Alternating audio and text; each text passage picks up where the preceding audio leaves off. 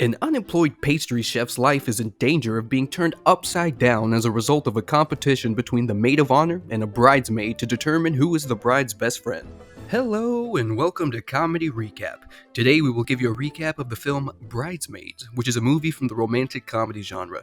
A hilarious film that will bring tears to your eye. Trust me when I say this film is worth the watch. You will thank us later on. It is rated R, so a parental guidance warning. So sit back and enjoy the movie. Without further ado, let's dive right into it. The movie starts, and firstly we see that Annie Walker is a single lady in her mid-30s residing in Milwaukee, Wisconsin. She is now working in a jewelry store as an engagement ring salesperson after the failure of her bakery caused her to lose both her lover and all of her savings. Annie leases a bedroom from British immigrant Gil and his lethargic, overweight sister Bryn. Despite the fact her flaky mother wants her to return home, Bryn is Annie's roommate. She is in a sexual relationship with the self-centered Ted, but she has the desire for something more than what they currently have. The only thing that keeps her sane is her friendship with Lillian Donovan. Annie is asked to serve as Lillian's maid of honor after the latter receives an engagement ring from a successful Chicago banker. Annie gets to know her fellow bridesmaids at the engagement party held at Lillian's house. At the party, Annie meets Lillian's cynical cousin Rita, Lillian's idealistic friend Becca, Annie's raunchy future sister-in-law Megan, and Helen Harris, the beautiful but vain wife of Lillian's finance boss. All of these women will be at Annie's wedding. Helen and Annie are both immediately envious of the others' friendships with Lillian, which causes them to take an instant disliking to each other. Nonetheless, Lillian manages to get them to spend time together despite their initial resistance. Annie and Helen are both extremely competitive when they are playing a game of doubles tennis. As a result, they hit each other on purpose with their volleys many times. A few days later, Annie takes Lillian and the bridesmaids out to lunch at a Brazilian restaurant before taking them to an upscale wedding gown studio. Annie makes the suggestion to Helen that the bridal shower have a Parisian theme while Lillian is in the lavatory, but Helen thinks this is a terrible idea. At the bridal gown studio, Helen uses her power once more to gain entry for them because Annie was unaware that reservations were required for the appointment time they wanted.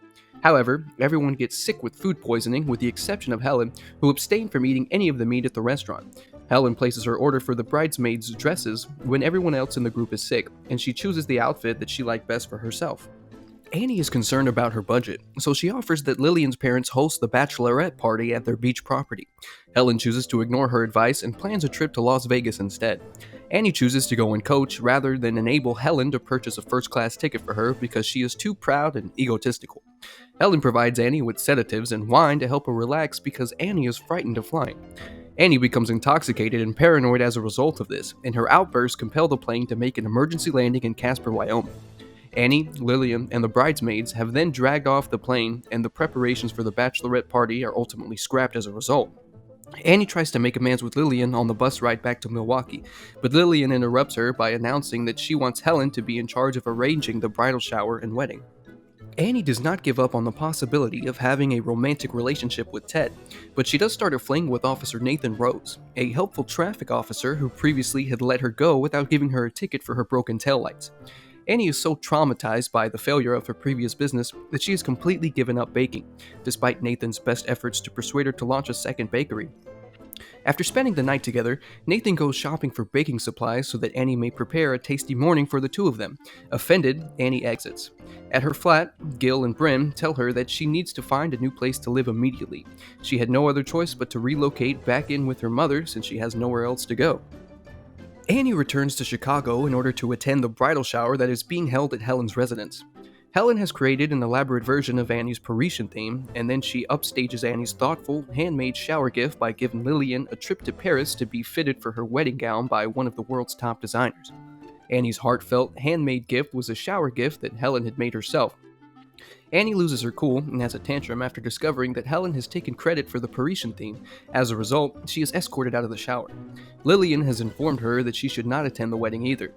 Annie's automobile had trouble on the way back to the house. Nathan picks up the phone and tells Annie how much she has wounded him before telling her not to get in touch with him ever again.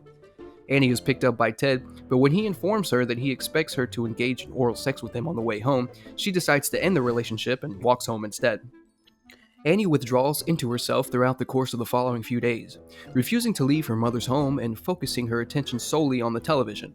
After finding her, Megan advises her to pull herself together and quit feeling sorry for herself.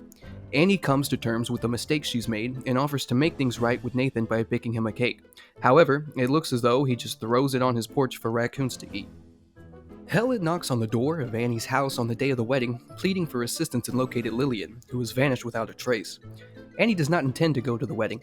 Helen apologizes for all the things she had done to hurt Annie out of envy and breaks down in tears as she describes how alone she feels. They pull up behind Nathan in his police cruiser, and after some convincing, he reluctantly offers assistance to Annie and Helen in their search for Lillian at the apartment she resides in on her own. Lillian had gone there in a troubled state due to the meticulous planning that Helen had done for everything and her worry that Annie would be alone. Annie reassures her that everything is going to be alright, while also assisting her in getting ready for the wedding. Annie will once again serve as the maid of honor during the wedding, which Helen has planned to be complete with neon signs, pyrotechnics, and a visit from Wilson Phillips. After the wedding, Helen comes over and greets Annie. They have an awkward exchange of words. Helen, however, is enthusiastic and not fazed by Annie's nervous answers. She keeps on persisting to maintain conversations and, in the end, gives Annie a second apology to express her desire for the two of them to remain friends in the future. Annie also invites her to rockin' sushi soon, to which Helen graciously accepts. The two embrace and then Helen departs. Afterward, we see Nathan come into the picture in his police car. He casually parks out in front and waits for Annie to finish talking with Helen. When Annie approaches him, he is casually standing at the side of his car, with his hands deep in his pockets while smiling at the incoming Annie. They had a nervous but funny exchange of words. Nathan asks about Annie's talk with Helen and how did it go. Annie replies that it went well. The atmosphere is pretty tense, and in the end, Nathan says he is about to kiss her. They passionately kiss, and now that Annie knows about Helen, she is determined to pursue her relationship with Nathan. Later, Nathan drives her back to her house in his police cruiser, which has its lights blazing and its siren blaring. And on that note, the movie ends. Make sure to subscribe and turn on notifications so you can watch more videos like this. Thanks for watching.